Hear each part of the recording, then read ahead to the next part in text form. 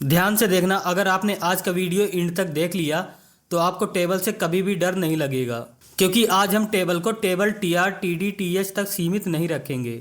आज आप जानोगे वो चीज़ जो ज़्यादातर बिगिनर को पता ही नहीं होती, जैसे कैप्शन का actual use, t head, t body, t foot का pro level data structure, col span और रो स्पैन से सेल को मर्ज करके टेबल लेआउट कंट्रोल, और एक सिंपल ट्रिक जिसकी वजह से टेबल मोबाइल स्क्रीन पर भी प्रोफेशनल और रीडेबल लगेगा। सो गेट रेडी, आज हम टेबल को बेसिक लेवल से लेकर इंटरप्राइज लेवल तक रिपोर्ट टेबल बनाकर देखेंगे।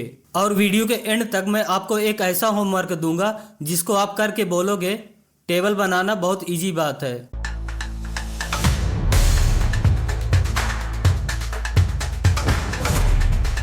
नमस्कार दोस्तों, मैं हूं नितिन केसरवानी और आप देख रहे हैं साइड बिल्डअप। आज की वीडियो का गोल ये है कि आप टेबल को बिगिनर सिंटैक्स से लेकर प्रोफेशनल आउटपुट तक समझेंगे। इस वीडियो के एंड तक आप टेबल के ऑलमोस्ट हर रियल वर्ड फीचर को मास्टर कर चुके होंगे। तो चलिए अब बिना देरी के शुरू करते हैं। तो सबसे पहले एक छोटा सा रिकैप कर लेते हैं कि बेसिक टेबल स्ट्रक्चर क्या होता है। तो यहाँ देख सकते हैं ये है basic table structure. Table TR TH, TR होता है रो के लिए, TH होता है हेडिंग के लिए और TD होता है सेल के लिए। अब देखिए, प्रोफेशनल वेबसाइट पर टेबल कभी डायरेक्ट TR से स्टार्ट नहीं होता है। वहाँ पर यूज होती है टी हेड, टी बॉडी और कभी कभी टी फुट का भी यूज होता है।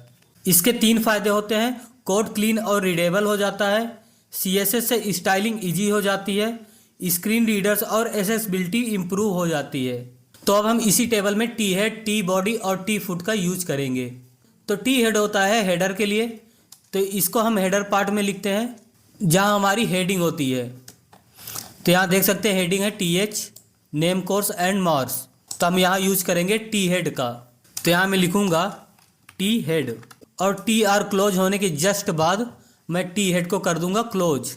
जैसे ही हम स्लैश यूज करेंगे टैग ऑटोमेटिकली क्लोज हो जाएगा। तो इस पार्ट को हमने हेडर बना लिया है। अब जैसे ही टी हेड खत्म होगा, मतलब जैसे ही हेडर पार्ट खत्म होगा, हमारा स्टार्ट हो जाएगा टी बॉडी, बॉडी पार्ट। तो इसके जस्ट नीचे हम यूज करेंगे टी बॉडी। तो मैं यहाँ लिखूंगा टी बॉडी और टी बॉडी को हम यहाँ कर देंगे क्लोज जस्ट इसके नीचे। तो इसको हमने बना लिया बॉडी पार्ट, और जो लास्ट का रो होगा इसको हम बना लेंगे फुटर पार्ट। तो फुटर पार्ट बनाने के लिए हम यहाँ लिखेंगे टी फुट और इसके नीचे जस्ट कर देंगे क्लोज।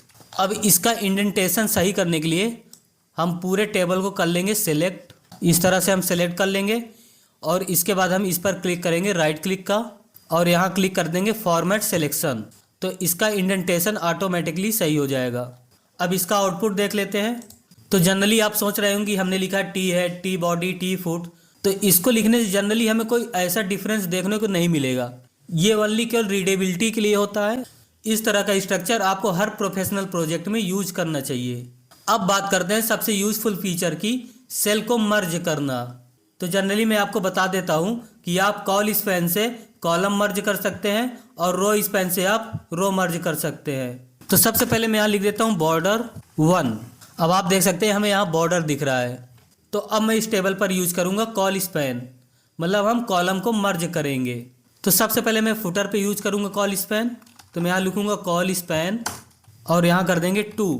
तो यहाँ देख सकते हैं हमारे ये वाला कॉलम 2 कॉलम के बराबर स्पेस ले रहा है।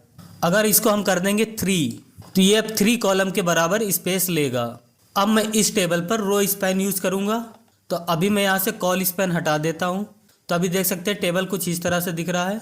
तो रो स्पैन यूज करने से पहले हम समझ लेते हैं कि हमने टी बॉडी के अंदर केवल एक ही रो बनाया है। ये देख सकते हैं केवल एक ही रो बनाया है।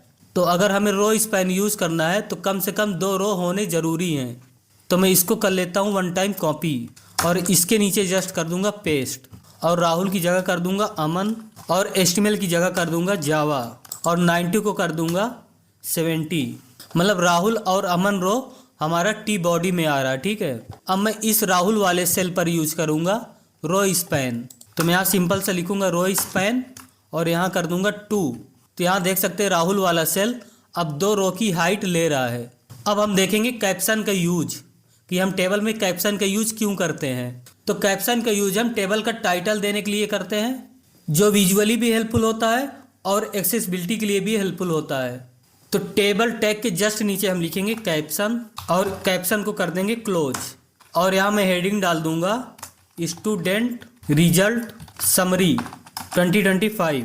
तो इस तरह से हम कैप्शन का यूज करते हैं हेडिंग देने के लिए। इससे आपका टेबल एक प्रॉपर मीनिंग लेता है कि ये किस चीज़ का डेटा है। अगर आप इस टेबल को और ब्यूटीफुल बनाना चाहते हैं तो आप CSS का यूज कर सकते हैं। इस वीडियो में हम सिर्फ HTML पार्ट ही समझेंगे, हम यहाँ CSS का यूज अभी नहीं करने वाले हैं। तो दोस्तों आज की वीडियो में बस इतना ही। अगर आपको ये एडवांस HTML टेबल का मास्टर क्लास पसंद आया है तो वीडियो को लाइक शेयर सब्सक्राइब जरूर करें, बेल आइकन जरूर दबाएं ताकि आप अगली वीडियो मिस ना करें। मिलते हैं नेक्स्ट वीडियो में, तब तक के लिए keep building keep growing. Thank you, bye bye.